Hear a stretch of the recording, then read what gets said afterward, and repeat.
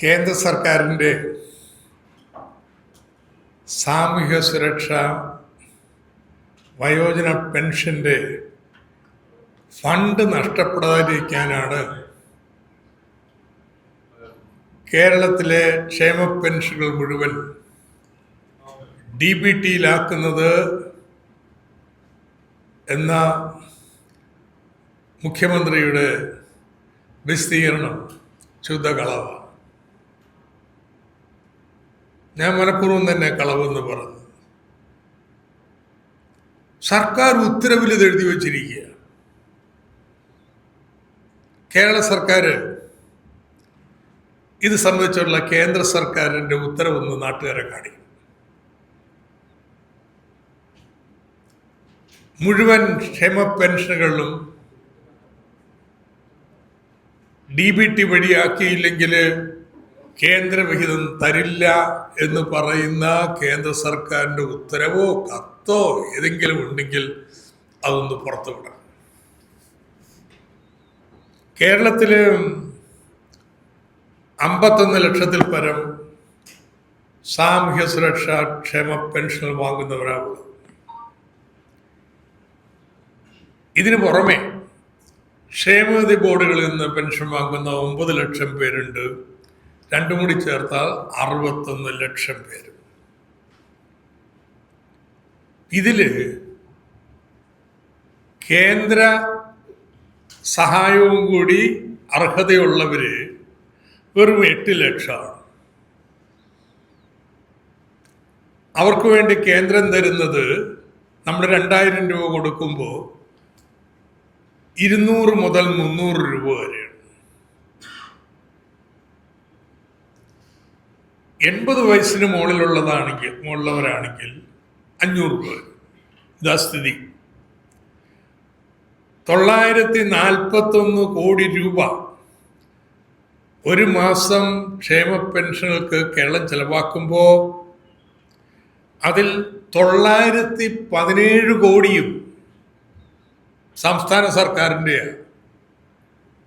കേന്ദ്രത്തിൻ്റെ വിഹിതം ഒരു 30 കോടി, ഇത്രേ ഉള്ളൂ ഒരു മാസം.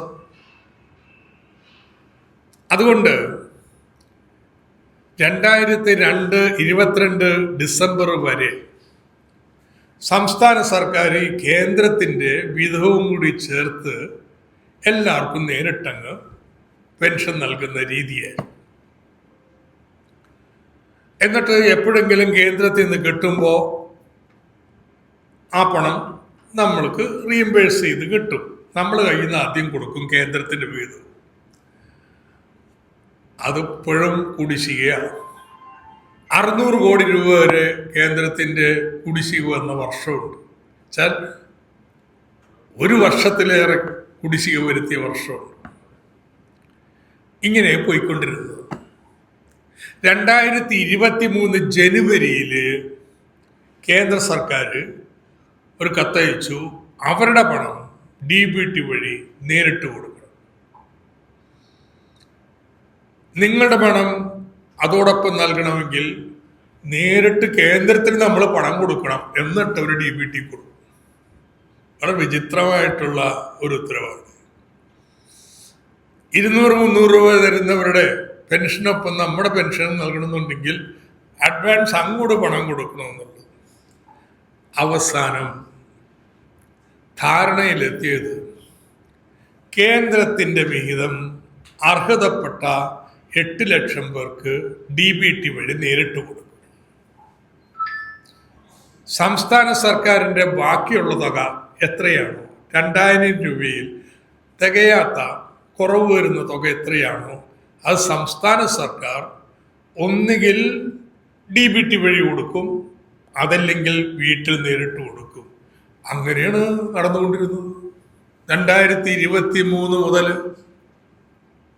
ഒരു തർക്കം ഉണ്ടാക്കിയിട്ടില്ലെന്ന് കേന്ദ്രം സമ്മതിച്ച കാര്യം. കേന്ദ്രത്തിൻ്റെ പണം നേരിട്ട് നൽകണമെന്ന് DBT വഴി നൽകണമെന്നല്ലാതെ സംസ്ഥാനം നൽകുന്ന പണം മുഴുവനും DBT വഴി കേന്ദ്രത്തിൻ്റെ ചാലു വഴി കൊടുക്കണമെന്നൊന്നും ഒരു ആവശ്യം ഉണ്ടായിട്ടില്ല. എപ്പോഴാണ് കേന്ദ്ര സർക്കാർ ഇങ്ങനെ ആവശ്യപ്പെട്ടത്? ഉത്തരവിറക്കിയിരിക്കുകയല്ലേ, ധനമന്ത്രാലയത്തിന് വിശദീകരണം നൽകും. എന്നാ കേന്ദ്ര സർക്കാർ ഇങ്ങനെ അറിയിച്ച പുതിയ കാര്യം. ഇതാണ് ഞാൻ പറഞ്ഞത്, കള്ളമാണ്. ഇല്ലാത്ത കാര്യം പറഞ്ഞ് ഒരു ജനവിരുദ്ധ നയം നടപ്പാക്കിയാണ്. ഒരു നെറേറ്റീവ് ഉണ്ടാക്കാൻ ശ്രമിക്കണത് എന്താണെന്നറിയാമോ? ഗുണഭോക്താക്കൾ ഇന്ന് പ്രതിഷേധമൊന്നുമില്ലല്ലോ. പ്രതിഷേധം മുഴുവൻ മാർക്സിസ്റ്റ് പാർട്ടിക്കാണല്ലോ. മാർക്സിസ്റ്റ് പാർട്ടിക്ക് നിശ്ചിത താല്പര്യമുണ്ട് ഇതിൽ നിന്നൊക്കെ പ്രാദേശികമായിട്ട് ഒന്നീ പണം എടുക്കുന്നുണ്ടാവണം, അതല്ലെങ്കിൽ രാഷ്ട്രീയ നേട്ടം ഉണ്ടാക്കണം എന്നൊക്കെ വെച്ചുള്ളൊരു നെറേറ്റീവാണ് ഉണ്ടാക്കാൻ ശ്രമിക്കുന്നത്. ആർക്കും എതിർപ്പില്ലല്ലോ മാർക്സിസ്റ്റ് പാർട്ടി ഒഴികെ എന്നുള്ളത്. എതിർപ്പിൻ്റെ കാര്യം കാണാറുണ്ട്. പെൻഷൻ്റെ സമയമാവട്ടെ, എങ്ങനെ ഉണ്ടാവാൻ പോണേ എന്നുള്ളത്. 23 ലക്ഷം പേർക്ക് അക്കൗണ്ട് തുടങ്ങണ ചില്ലറ കാര്യമോ? അക്കൗണ്ട് തുടങ്ങിയാൽ മാത്രപ്പോൾ ആധാരമായി ബന്ധപ്പെടുത്തണം, അവിടെ എലിജിബിൾ സർട്ടിഫിക്കറ്റുമായിട്ട് ബന്ധപ്പെടുത്തണം. അങ്ങനെ അക്കൗണ്ട് തുടങ്ങുന്നതിന് 1ഉം 2ഉം അല്ല, 23 ലക്ഷം പേരാണ്. ആ 23 ലക്ഷം പേരിൽ ഭൂരിപക്ഷം പേരും 70 വയസ്സിന് മുകളിലുള്ളവർ. എങ്ങനെ ഇത് വന്നത്? കഴിഞ്ഞ ഉമ്മൻചാണ്ടി സർക്കാരിൻ്റെ കാലത്ത് ഒരു നേരും വ്യവസ്ഥയില്ലാത്തതായിരുന്നു നമ്മുടെ വയോജന പെൻഷൻ നടന്നുകൊണ്ടിരുന്നത്. ആർക്ക് കിട്ടി, എത്ര കിട്ടി, ഇതിനൊന്നും ഒരു കണക്കുമില്ല. കുറച്ച് പെൻഷൻ, കർഷക തൊഴിലാളി പെൻഷൻ പോലുള്ളവ പഞ്ചായത്ത്, തദ്ദേശ ഭരണ സ്ഥാപനങ്ങൾ വഴി നേരിട്ട് നൽകും. ബാക്കിയുള്ളവ പോസ്റ്റ് ഓഫീസ് വഴി അയച്ചുകൊണ്ടിരുന്നത്. ഭൂരിപക്ഷം പെൻഷനും പോസ്റ്റ് ഓഫീസ് വഴിയായിരുന്നു. പോസ്റ്റ് ഓഫീസ് വഴി അയക്കുന്നതിനുണ്ടായ പ്രശ്നം എന്താ? പോസ്റ്റ് ഓഫീസിൽ കേന്ദ്ര സർക്കാർ ജീവനക്കാരുടെ എണ്ണം കുറച്ചു. അപ്പോൾ പോസ്റ്റ് ഓഫീസിൽ ഒരാൾക്ക് ഒരു പഞ്ചായത്തിലെ എല്ലാവരുടെയും വീട്ടിൽ കൊണ്ടുപോയിട്ട് മണി ഓർഡർ കൊടുക്കാൻ പറ്റുമോ? അതുകൊണ്ട് ഇത് കുടിശ്ശികയായി, വിതരണം ചെയ്യാതെ കിടന്നു. അപ്പോൾ സംസ്ഥാന സർക്കാർ കുറച്ച് കഴിഞ്ഞപ്പോൾ പോസ്റ്റ് ഓഫീസിൽ കിടന്ന പണം തിരിച്ചെടുത്തു. ഇങ്ങനെയൊക്കെ വന്നതോടുകൂടി 2016 പുതിയ സർക്കാർ വന്നപ്പോൾ ആർക്കും അറിഞ്ഞുകൂടാ ഓരോരുത്തർക്കും എത്ര കുടിശ്ശിക എന്നുള്ളത്. അങ്ങനെ വന്നപ്പോഴാണ് ഉത്തരവിറക്കിയത്. എങ്ങനെയാണെന്ന് അറിയാമോ? ഓണത്തിന് ഇറക്കിയ ഉത്തരവ് ഒരാൾക്ക്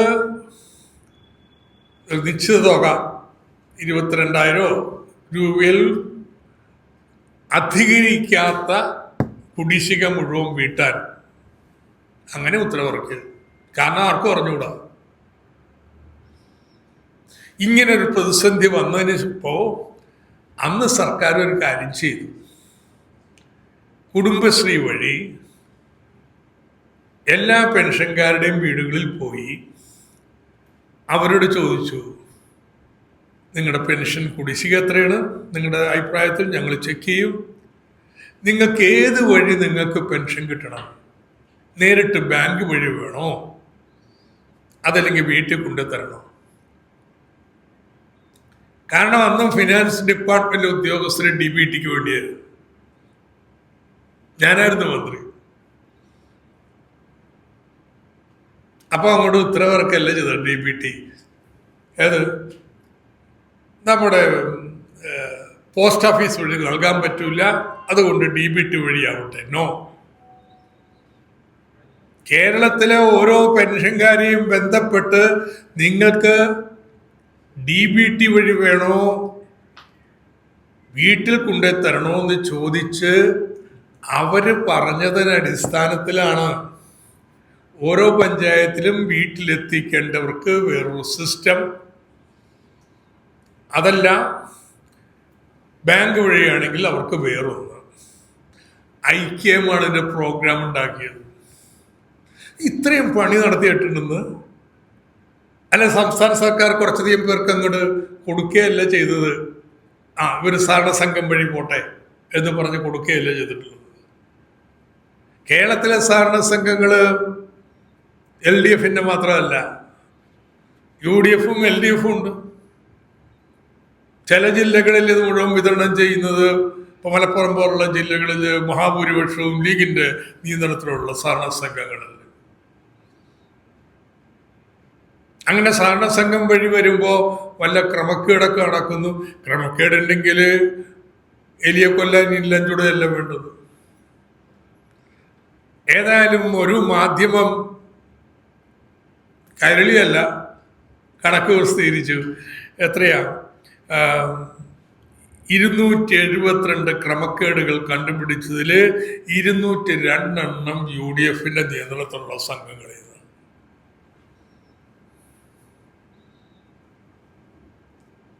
അപ്പോ ഇത് കേരളത്തിലെ സഹകരണ സംഘങ്ങൾ വഴി ഫലപ്രദമായി നടന്നുകൊണ്ടിരുന്നതാണ്. ഈ കോവിഡ് കാലത്ത്, വെള്ളപ്പൊക്ക കാലത്ത് എങ്ങനെയാ കഴിഞ്ഞ സർക്കാരിന്റെ കാലത്ത് പണം വീടുകളിലെത്തിയത്? ഈ സഹകരണ സംഘങ്ങളുടെ ഇടപെടൽ വഴിയിട്ടാണ്. സഹകരണ സംഘങ്ങളെ കേരളത്തിന്റെ ഒരു കരുത്താണ്. അത് ഇവിടെ സെക്രട്ടേറിയറ്റിലെ ഉദ്യോഗസ്ഥന്മാർക്ക് പിടിയില്ല കേട്ടോ. അതുകൊണ്ട് എന്താ ഇപ്പൊ ചെയ്തിരിക്കുന്നത്? ഈ സഹകരണ സംഘമില്ല, നേരിട്ട് അങ്ങ് കൊടുക്കാൻ പോയത്. എൻ്റെ പ്രശ്നം എന്താ? ഈ വന്യവയോധികരായിട്ടുള്ള ആളുകൾ, ചെറുപ്പക്കാരായിട്ടുള്ള വയസ്സന്മാര്, 60, 65, 70 വരെയുള്ളവര്, അവരൊക്കെ DBTക്ക് ഓപ്റ്റ് ചെയ്തിട്ടുണ്ട്. കിടപ്പ് രോഗിയാവുണ്ടെന്ന് ഇതൊക്കെ ഒന്ന് മനസ്സിലാക്കുക. ഒരു 80 അടുത്ത് കഴിഞ്ഞാൽ വീടിനടുത്തല്ലാതെ ദൂരെ പോവില്ല, കിടപ്പ് രോഗിയായിട്ടില്ല. ഇങ്ങനെയുള്ള പ്രായാധിക്യമുള്ള മുഴുവൻ പേരും ഞങ്ങൾക്ക് വീട്ടിൽ കൊണ്ടെത്തരണം എന്നാ പറയുന്നത്. അവരൊക്കെ ഇനി അക്കൗണ്ട് തുറക്കാൻ വേണ്ടി പോണം. 2, ഈ അക്കൗണ്ട് തുറക്കാൻ മാത്രമല്ല, എല്ലാ മാസവും മേടിക്കാൻ വേണ്ടി പോണം. ഇവര് പോയില്ലെങ്കിലും വേറെ ആരെങ്കിലും പോട്ടെ. വേറെ ആരെങ്കിലും പോയാൽ ഇത് ഇവരുടെ കയ്യിൽ കിട്ടുമെന്ന് വല്ല ഉറപ്പുണ്ടാ? ഇതെന്റെ പ്രശ്നം. 23 ലക്ഷം പേര് ഏതാനും ദിവസം എല്ലാ ബാങ്കിലും കയറി കഴിഞ്ഞാൽ ബാങ്കിൽ ഉണ്ടാവുന്ന ബഹളം എന്തായിരിക്കും? ഇവര് ഓൺ ദർ വൊളീഷൻ, അവര് തന്നെ പറയുന്നു ഞങ്ങൾക്ക് സൗകര്യം വീട്ടിൽ തരുന്നതാണ്.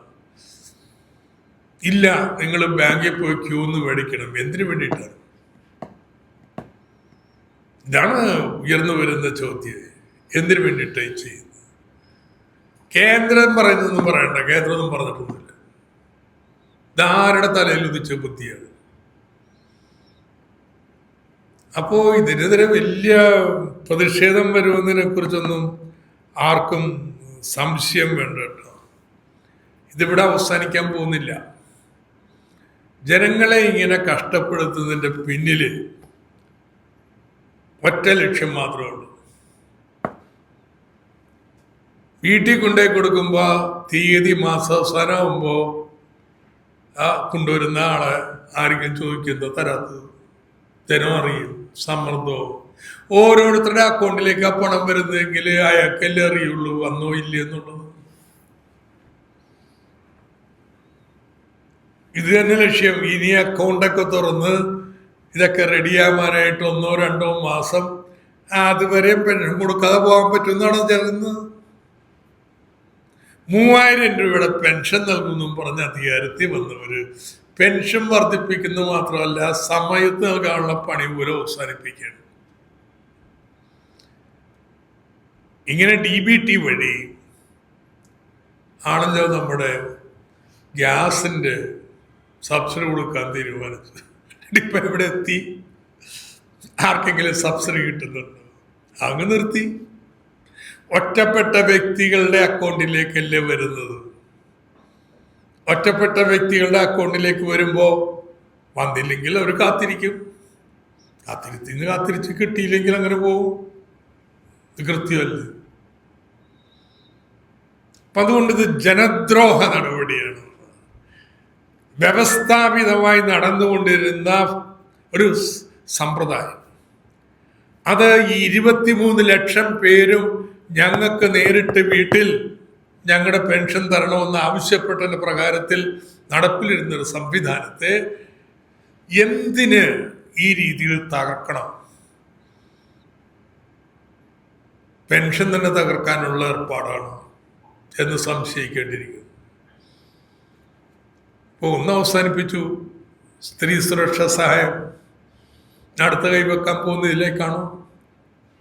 അപ്പം അതുകൊണ്ട് ഈ ജനദ്രോഹ നടപടിയിൽ നിന്ന് UDF പിൻവാങ്ങണം. ഒരു സംശയം വേണ്ട, ഇക്കാര്യത്തിൽ ശക്തമായിട്ടുള്ള പ്രതിഷേധം കേരളത്തിലുണ്ടാവും. ചോദ്യങ്ങളാവും. മറ്റേതെങ്കിലും തരത്തിലൊരു ചർച്ച പോലും നടക്കാതെയാണ് പെട്ടെന്നൊരു ഉത്തരവ് ഇറങ്ങുന്നത്. ഏതെങ്കിലും തരത്തിൽ ബജറ്റിലെ പ്രഖ്യാപനമായോ ഒന്നും വന്നിട്ടില്ല. പെട്ടെന്ന് സർക്കാർ ഇത്തരത്തിലൊരു തീരുമാനത്തിലേക്ക് പോയതിന് പിന്നിൽ എന്തായിരിക്കും എന്നാണ്. ഇതെങ്ങനെയാണ് UDF തീരുമാനങ്ങൾ ഓരോന്നും എടുക്കുന്നതെന്ന് നമുക്കറിഞ്ഞൂടാ. ഏതായാലും ഇത് വകുപ്പ് മന്ത്രി കാണാതെ ഇതുപോലൊരു ഉത്തരവ് ഇറക്കാൻ പറ്റില്ല. VD സതീശൻ കണ്ടിട്ടുണ്ട്, ഒപ്പുവെച്ചിട്ടുണ്ട്, അത് ഉറപ്പ്. പക്ഷെ വേണ്ടത്ര മൈൻഡ് അപ്ലൈ ചെയ്തിട്ടുണ്ടോ എന്ന് എനിക്കറിയത്തില്ല. കാരണം ഒരു ഉപരിപ്ലവരമായിട്ടുള്ള മോഡേണിറ്റിയുടെ വക്താവാണ്. എല്ലാ കാര്യങ്ങളും ആധുനികമായി തീരുക. അപ്പോൾ DBT അത് നേരിട്ട് പണം അക്കൗണ്ടിലേക്ക് കൊടുക്കുന്ന ഇടനിലക്കാരില്ല, ചോർച്ച ഒഴിവാക്കാം. ഈ നെറേറ്റീവാണല്ലോ കേന്ദ്ര സർക്കാർ ഉണ്ടാക്കുന്നത്. ഗ്യാസിന്റെ കാര്യത്തിൽ എന്താ കണ്ടെന്ന് അറിഞ്ഞു, ഏതെങ്കിലും തൊഴിലുറപ്പ് തൊഴിലാളിയോട് ചോദിക്കുക, അവർ പറഞ്ഞു തരും ഇപ്പോൾ ഉള്ള ദുരിതം എന്താന്നുള്ള പൈസ കിട്ടാനുള്ളത്. CAG പറഞ്ഞിട്ടുണ്ടെന്ന്. കാരണം ബാങ്ക് അക്കൗണ്ട്, ആധാർ, പിന്നെ അവരുടെ ഏതിൽ നിന്നാണോ സ്കീം വരുന്ന സ്കീമിൻ്റെ രേഖ, ഇതെല്ലാം ഒരുമിച്ചാക്കണം. ആ ജൻധൻ അക്കൗണ്ട് അല്ലെങ്കിൽ മിനിമം ബാലൻസും വെക്കണം. ഈ പാവപ്പെട്ടവർക്ക് ജൻധൻ അക്കൗണ്ട് ആണോ നോർമൽ അക്കൗണ്ട് ആണോ എന്നൊന്ന് തിരിച്ചറിഞ്ഞുകൂടാ. എന്തൊക്കെ പ്രശ്നങ്ങളാണ് ഇത്! ഇതിൻ്റെ ഗുണഭോക്താക്കളോടൊന്ന് ചർച്ച ചെയ്യാനുള്ള ഒരു പ്രാഥമിക മര്യാദ ഈ സർക്കാരിന് വേണ്ടേ? എന്നിട്ട് ഇങ്ങനെ അങ്ങൊരു ഉത്തരവിറക്കുകയും അതിൻ്റെ താഴത്ത് ഇതിനെ പ്രതിഷേധിക്കുന്നവരുടെയൊക്കെ പോസ്റ്റിന് കീഴിൽ സംഘടിതമായിട്ട് UDFൻ്റെ അനുകൂലികളായിട്ടുള്ള സൈബറുകാർ വന്ന് പണം തട്ടിയെടുക്കാൻ പറ്റാത്തതിൻ്റെ പ്രയാസമാണ് എന്നൊക്കെ എഴുതി വിളിക്കുക. അങ്ങനെ ഒരു നെറേറ്റീവ് ഇപ്പോൾ പറയുന്നത് കേരളത്തിൽ ആർക്കും പ്രതിഷേധമില്ലല്ലോ. അത് ശരി, പ്രതിഷേധിക്കണമല്ലോ കേരളം. അതാവും, അത് വരുന്ന ദിവസങ്ങളിലാവും. ഇപ്പം ചോദ്യം, എന്തുകൊണ്ടിങ്ങനെ ചെയ്യുന്നു? എനിക്ക് ആലോചിച്ചിട്ട് മനസ്സിലാക്കാൻ പറ്റുന്ന കാര്യം, ഈ സർക്കാരിന് കുറച്ചുകൂടി മാന്യൂവറബിലിറ്റി കിട്ടും, പെൻഷൻ കൊടുക്കാനും കൊടുക്കാതിരിക്കാനും വൈകാനും ഒക്കെ ആയിട്ട്. ഞാൻ 2016 മുമ്പ് പോസ്റ്റ് ഓഫീസ് വഴി കൊടുത്തുകൊണ്ടിരുന്നപ്പോൾ പോസ്റ്റ് ഓഫീസിൽ നിന്നും മണി ഓർഡറാണ് കൊടുക്കുന്നത്. ഈ ഒറ്റക്കൊറ്റക്ക് ഓരോരുത്തർക്കല്ലേ കിട്ടുന്നത്. കുറച്ച് കഴിഞ്ഞപ്പോൾ ഇതിന് എന്തായാലും ആർക്ക് കിട്ടിയില്ല എന്നൊരു വ്യവസ്ഥ ഇല്ലാതായിപ്പോയി. പക്ഷെ പ്രതിഷേധം ഉണ്ടായോ? സംഘടിതമായിട്ട് മുദ്രാവാക്യം വിളിച്ചാരെങ്കിലും പ്രതിഷേധിച്ചു? കാരണം ഒറ്റപ്പെട്ട വ്യക്തികളല്ലേ ഇതിൻ്റെ ഗുണഭോക്താക്കൾ. അതിലേക്ക് മാറ്റാനുള്ളൊരു ശ്രമമാണ്. അതുകൊണ്ടാണ് പെൻഷൻ തന്നെ അതിന് നിയന്ത്രണവും കുടിശ്ശികയും വരുത്താനുള്ള പഴയ ഉമ്മൻചാണ്ടിയുടെ കാലത്തേക്ക് തിരിച്ചു പോകാനുള്ള ഏർപ്പാട്ടിന്റെ തുടക്കമാണോ എന്ന് സംശയിക്കേണ്ടതുണ്ട്. പൂർണ്ണമായും കിടപ്പുരോഗികൾക്കുള്ള തുക എത്തില്ല എന്ന് താങ്കൾ പറഞ്ഞു. അതിൽ ഒരു വ്യക്തത ആ ഉത്തരവിൽ തന്നെ വ്യക്തമാക്കുന്നില്ല. പൂർണ്ണമായും കിടപ്പുരോഗികളായിട്ടുള്ളവർക്ക് ഈ തുക എത്തുമെന്ന് അറിയിച്ചിട്ടുണ്ട് ആ ഉത്തരവിൽ തന്നെ. അല്ല, തുക നൽകുന്നത് കൊണ്ടുപോകുന്ന അവിടുത്തെ ഉദ്യോഗസ്ഥരല്ലേ. അങ്ങനെ ഉദ്യോഗസ്ഥർ പോകുമ്പോൾ പല സ്ഥലത്തും ജനപ്രതി എല്ലാം പോകും. ഇന്നിപ്പോ ജനപ്രതി പോകുന്ന ആരാ? കൂടുതൽ ജനപ്രതികൾ കോൺഗ്രസിൻ്റെതല്ലേ.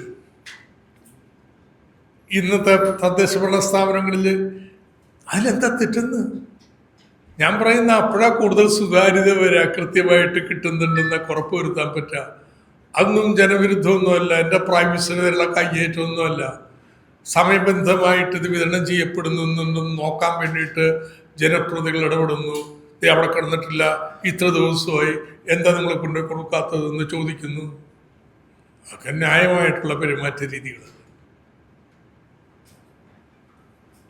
മറ്റൊരു കാര്യം, ഇന്നിപ്പോ വേറൊരു കാര്യം, ഇന്നിപ്പോ ഈ വന്ദേ മാതരം ആലപിക്കുന്നതുമായി ബന്ധപ്പെട്ട് ചീഫ് സെക്രട്ടറിയുടെ കത്ത് തദ്ദേശ സെക്രട്ടറിമാർക്ക് പോയിട്ടുണ്ട്. വന്ദേ മാതരം പൂർണ്ണമായും ആലപിക്കണം, അത് കേന്ദ്ര നിർദ്ദേശം അനുസരിച്ച് തന്നെ സ്വാതന്ത്ര്യദിനാഘോഷ പരിപാടികളിൽ ചൊല്ലണം എന്നുള്ളതാണ് പറഞ്ഞിരിക്കുന്നത്. ഒരു ഇന്നത്തെ ഫെഡറൽ സിസ്റ്റത്തിനുള്ളിൽ കേന്ദ്ര സർക്കാർ ഉത്തരവ് വന്നു കഴിഞ്ഞാൽ സംസ്ഥാന സർക്കാർ ചിലപ്പോൾ അതിനെ ചെയ്യേണ്ടി വരും. പക്ഷെ പ്രതിഷേധം എന്ന് പറഞ്ഞൊന്നില്ലേ. ഈ ഫെഡറൽ സംവിധാനത്തിനുള്ളിൽ BJP ആണ് കേന്ദ്രം ഭരിക്കുന്നത്. BJP അല്ലല്ലോ കോൺഗ്രസ്, അല്ലെന്നല്ലേ പറഞ്ഞുകൊണ്ടിരിക്കുന്നത്. ഇപ്പം നമ്മുടെ നിലപാടുകൾക്ക് വിരുദ്ധമായ ഒരു കാര്യം ചെയ്യണമെന്ന് പറഞ്ഞാൽ ചെയ്യേണ്ടി വന്നാൽ പ്രതിഷേധത്തോടെ ചെയ്യാം. ഒരു പ്രതിഷേധവും പോലും ഇല്ലാതെ ആലപിച്ചോണമെന്നും പറഞ്ഞ് ഉത്തരവിറക്കണം ആരെങ്കിലും പറഞ്ഞു. അതെ, ഞാൻ ആലപിക്കുന്നില്ല ഞങ്ങളുടെ ചടങ്ങിൽ, കേന്ദ്രം ചോദിക്കട്ടെ എന്ന് ഞങ്ങളോട് ചോദിക്കട്ടെ. ഇത് അഡ്വാൻസ് ആയിട്ട് ഏത് കാര്യത്തിലും ഒരു മൃദുഹിന്ദുത്വ സമീപനത്തിലേക്ക് മാറുകയാണ്. VD സതീശന്റെ ചിന്ത ഇങ്ങനെ കേന്ദ്രത്തെ മണിയടിച്ച് കാര്യങ്ങൾ ചെയ്യാമെന്നുള്ളതാണ്. അത് സത്യമായിട്ടും അങ്ങനത്തെ ഒരു ചിന്തയിലാണ് കേട്ടോ. അതിലേറ്റവും പരിഹാസ്യം, കേരളം ഭയങ്കര കടക്കണിയിലാണ് എന്നൊക്കെ പറഞ്ഞ് ഒട്ടുപിടിച്ച് മനുഷ്യന്മാരെ പേടിപ്പിച്ച് ഒട്ടുമേടിച്ചവര് സാധാരണ കിട്ടാവുന്ന കടം മാത്രം പോരാ, ഒരു 30% കൂടി കടം എടുക്കാനുള്ള അവകാശം ഈ വർഷം വേണമെന്ന് രഹസ്യമായിട്ട് കത്തയച്ചവർ നിവേദനം കൊടുത്ത കത്തല്ല, നിവേദനം. കേരള സർക്കാർ 30% കൂടി വായ്പ എടുക്കാനുള്ള അനുവാദത്തിന്, പ്രത്യേക അനുവാദത്തിന് ആവശ്യപ്പെട്ടിട്ടുണ്ടെന്ന് ആരോടെങ്കിലും പറഞ്ഞോ? കേരളത്തിലെ ധനപ്രതിസന്ധി പരിഹരിക്കുന്നതിന് ഇപ്പൊ കണ്ടെത്തിയിരിക്കുന്ന മാർഗം കേന്ദ്ര സർക്കാരെ ഇത്തരത്തിൽ മണിയടിക്കുക, അഡ്വാൻസ് ആയിട്ട് അവരുടെ ഹിന്ദുത്വ നിലപാടുകൾക്ക് പിന്തുണ നൽകുക എന്നായിട്ട് മാറിയിരിക്കുകയാണ്. ഉദ്ദേശം ഇതാണ്.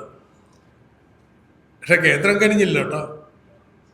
അഡീഷണൽ വായ്പ എടുക്കാനുള്ള അനുവാദമൊന്നും കൊടുത്തിട്ടില്ല. അങ്ങനെ നിഷേധിച്ചുകൊണ്ട് കത്ത് വന്നപ്പോഴാണ് നമ്മൾ മനസ്സിലാക്കിയത്, അയ്യോ ഈ കടപ്പേടിക്കാരൻ 30% കൂടി വായ്പ എടുക്കാൻ വേണ്ടി ചെന്നിരിക്കുന്നു എന്നുള്ളത്. അപ്പോൾ ഇത് ലേറ്റസ്റ്റ് ഉദാഹരണമാണ്. ഇവിടെ വന്ദേ മാതരം 6 ചരണങ്ങൾ പൂർണ്ണമായിട്ട് പാടണം എന്ന് കേന്ദ്രം പറഞ്ഞു. അത് ശരിയല്ല. ഇന്ത്യൻ നാഷണൽ കോൺഗ്രസിന്റെ AICC ഇങ്ങനെയാണ് തീരുമാനിച്ചു തരുന്നത്. വേറെ ആരുമല്ല, കോൺഗ്രസിന്റെ നേതൃത്വം തീരുമാനിച്ചിരുന്നത് ഇങ്ങനെയാണ്. അതാണ് ഭരണഘടനാ സഭയിലുണ്ടായ ചർച്ചയുടെ സത്ത. നിങ്ങളെന്ന് പറയുന്നത് വർഗീയ ലക്ഷ്യം വെച്ചാണ് എന്ന് പറഞ്ഞിട്ട് നിർത്തിയൊന്നുമില്ല. കേന്ദ്രത്തിന് ഉത്തരവാണ്, പറയാൻ വാതുറക്കുന്നില്ലല്ലോ. അപ്പം അതുകൊണ്ട് ഈ കാര്യത്തിൽ മാത്രമല്ല, എല്ലാ കാര്യങ്ങളിലും നിയമേ മാറ്റാൻ പോയ അങ്ങനെയാണെങ്കിൽ എന്തെല്ലാം മാറ്റേണ്ടി വരും.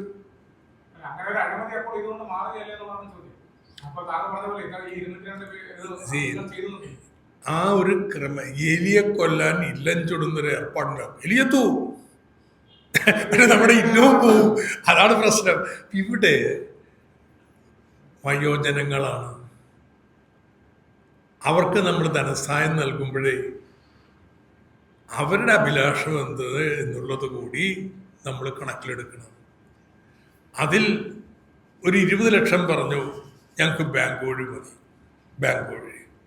23 ലക്ഷം പറഞ്ഞു, ഇല്ല ഞങ്ങൾക്ക് വീട്ടിൽ കൊണ്ട് തരണം.